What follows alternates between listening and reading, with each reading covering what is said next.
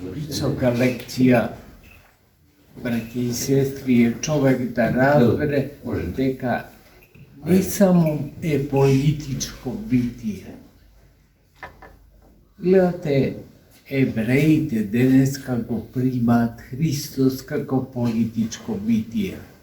Очекуваат многу од него, дека тој ќе биде ослободителот од римското робство кое го има и како го дочекуваат, ако можеше да воскресне мртви, а тоа го направи вчера на Лазарева сабота, тогаш може да ги избави евреите од робството.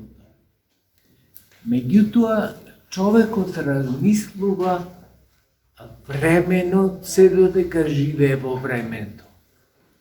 Голем успех, да не речам преголем, е човек во времето да не живее времено. А тоа значи во времето да почне да си ја живее вечност. Но како можеш некој пред Христа да знае воопшто за вечноста? Пред воскресението Лазарово кое вчера се случи. Како можеш некој да помисли дека луѓето се наменети за да живеат вечно? И овој Лазар кој вчера воскресна повторно умре, затоа што Христос ни вети дека ќе има општо воскресение, меѓутоа како што пееме во тропарот. Со ова Лазарово воскресение го гледаме предвкусот на општото воскресение, дека нелажни ќе бидат зборовите Христови, дека ќе има општо воскресение во последниот ден. Меѓутоа, тоа е тешко за разбирање ако човек само политички гледа на животот. Значи гледа колку трае животот, 100 години во овој свет трае, а ако трае 100 години и толку ништо повеќе не ја гледа вечноста. И тоа Христос дојде да ни ги отвори очите за вечноста. И затоа евреите тие што му велат осана, што е највисока, да речам, титула, што им се пее, а што ангелите му ја пеат на Господа, така го пречекаа да влезе во Ерусалим на денешен ден, а само неколку часа подоцна, како вечер, да речеме, во недела, велат распни го. Гледате колку нестабилно е кога човек живее само политички. Господ, браќа и сестри, не дојде да ни го отвори политичкиот живот. Ние и вака и така ќе мораме, за да се снаоѓаме во овој свет, политички да се здружуваме и да си ги бараме интересите. И ништо не е чудно, еве ние сме во некој предизборен период и гледате како се ни се случува. Меѓутоа Господ дојде да ни ги отвори очите за една друга реалност, а таа е реалноста за вечност. Кој денес од политичарите ќе ви каже за вечноста и да ви каже ќе ве лаже, како за многу други работи. Нема мој некој што нема мој да воскреснува, да би зборува за воскресението. Ама Христос има, зашто вчера ни покажа четвородневен, умрен 4 дена и оди му вели стани Лазар. И тој станува. Тоа е моќта на верата наша, која не е залудна, туку е вера во конкретно нешто. А што е тоа? Тоа е воскресението. Најважното од се е воскресението. Ние трагаме, жеднееме, жедни сме за живот вече. За друго, дали овде ќе јадеме 2 чинии граф или 1 чинија, и вака и така ќе се наситиме и со 1 и со 2. Ама многу е важно дали ќе имаме живот вече. Тоа е нешто што во суштина многу луѓе не сакат ни толку векови после Христа да го разберат, а камоли во времето негово кое чека сосема друго нешто. Овај кој може да воскреснува луѓе, како што го воскресна четвородневниот Лазар, тој може да не изведе, да не извлече од политичкото робство кое го имаше еврејскиот народ од римјаните. Меѓутоа, кога остана разочарен дека нема да действува политички Господ, тоа е ефимерно, тоа е времено.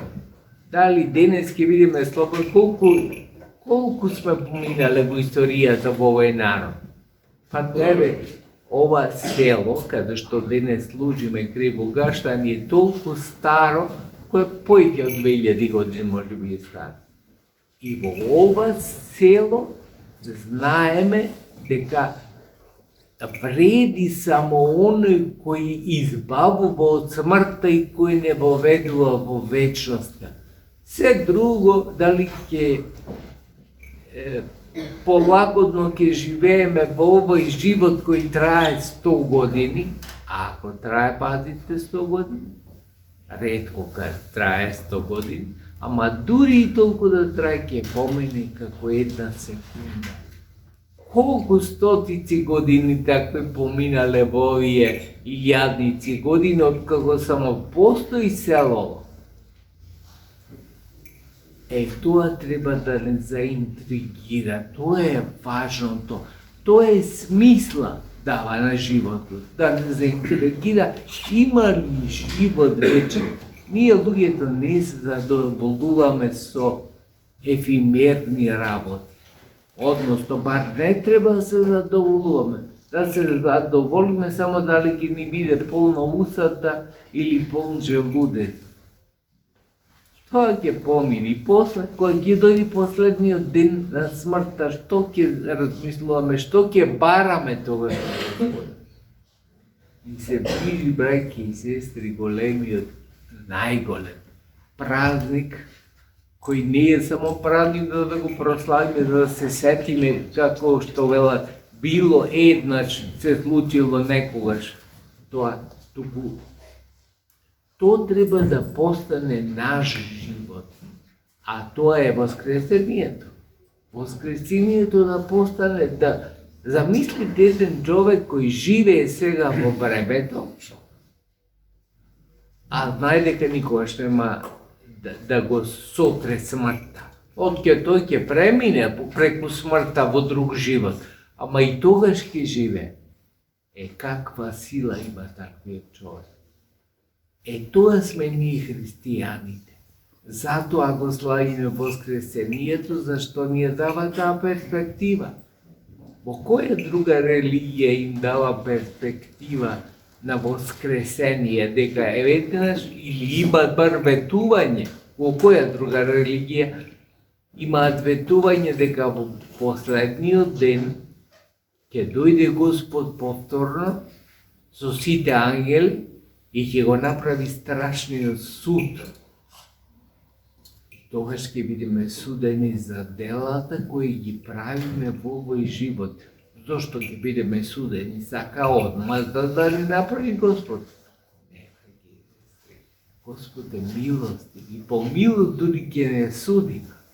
Туку едноставно за да живееме во вечноста потребно е да се измириме со другите.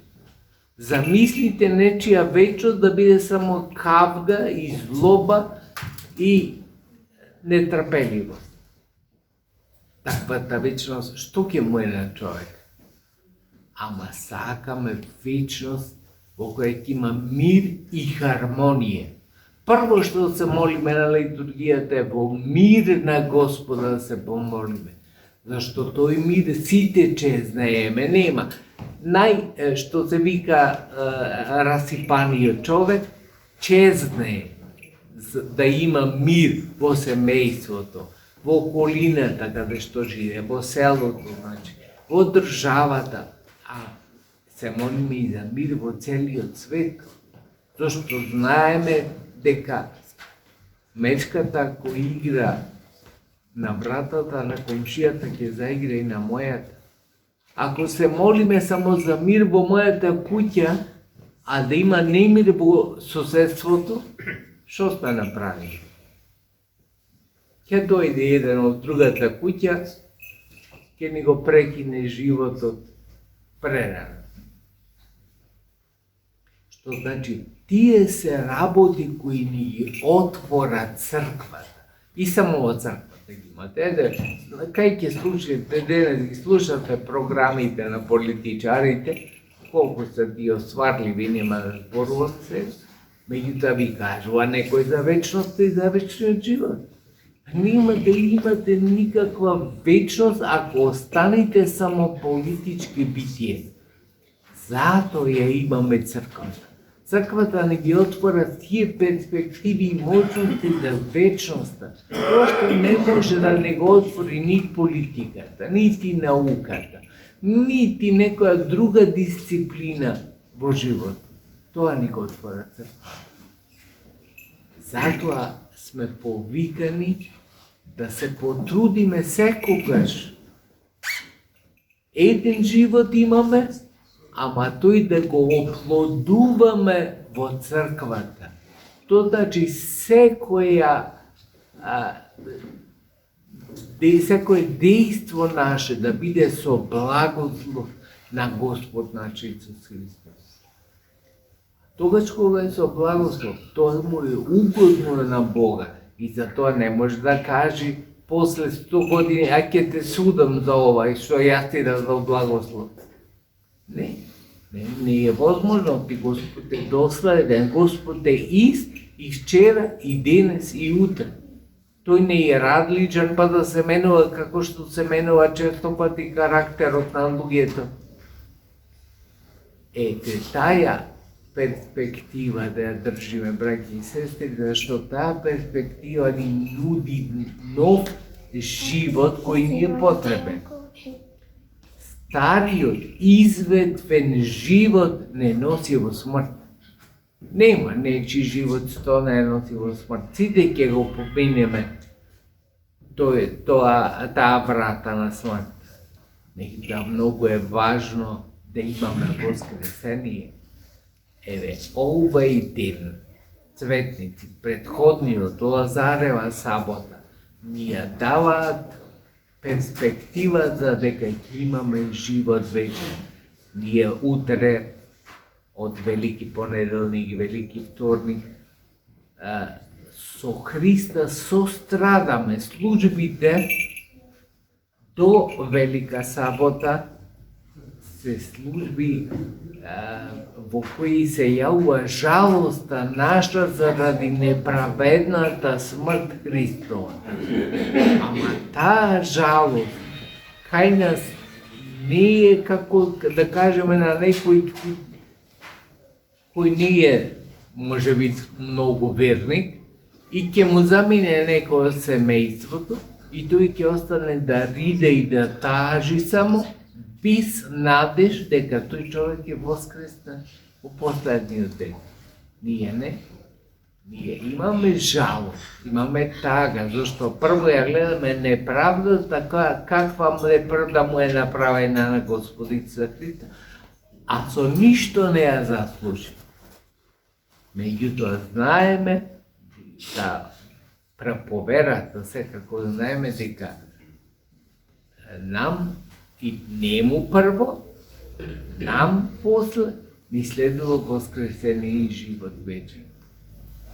Ете, тоа е придобивката која Господ наш Исус Христос така дица. Треба да знаете, ајде ќе зборам што иде ова, не е толку битно дека јас сум немоќен човек.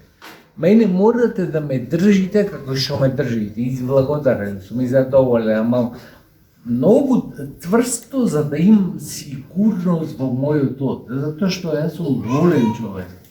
Ма тоа не значи дека сум безнадежен човек.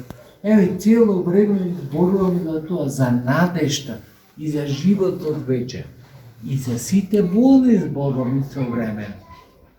Имаме тука проблеми, носиме тука проблеми, ама носиме вера во живот вече. Таа вера и да имаме тука тешкоти, маки, ќе ги поднесиме, ќе ги прифатиме, затоа што поголема, со многу поголема е наградата која ја очекуваме. Некој ни подарува живот вечен, а ние ќе се жалиме за тоа што имаме некакви проблеми во животот. Тоа треба стално да го имаме на ум. Се ние во животот подарок. Ништо не сме заслужени во овој живот. Затоа што прво без прашање сме родени и дадено ние да ја гледаме светлината на овој свет. А тоа значи, ако немавме милост од Бога, ние немаш да гледаме светлината на овој свет. Тоа мала работа е. Тоа е работа која сите други тешкоти во животот треба да ги занемаат. Имаме милиони, има луѓе со многу поголеми тешкоти. Ама тоа не значи дека немаме надеж дека Господ на крај дел, кој ќе ги општото воскресение, а да не спееме за општото воскресение дека ќе се случи, тогаш сите болести, сите тешкоти и начеки ги излечи. Зошто пак? Безсмислено е болни да бидеме во вечноста. Не за друго. Тоа ќе биде срам Божи ако не остави да бидеме во рајот, а со мајки тешкоти. Тоа му доликува на пеколот. Пеколот како ќе биде, дали ќе биде огнена река, дали ќе се мачим преку огнена река, тоа е друга историја некоја и како ќе се случува. Меѓутоа, доволно е ако се случува некој да ти даде вечност, а да бидеш волен во вечност. Што ти значи каквата вечност? Затоа знаеме сигурно дека Господ ќе излечи сите брчки од нашето лице на тешкотите кои ги имаме во овој живот. Господ, браќи и сестри, нека ни даде да се радуваме во радоста на воскресението, сите да го славиме воскресението кое ни доаѓа и кое е смисла на нашиот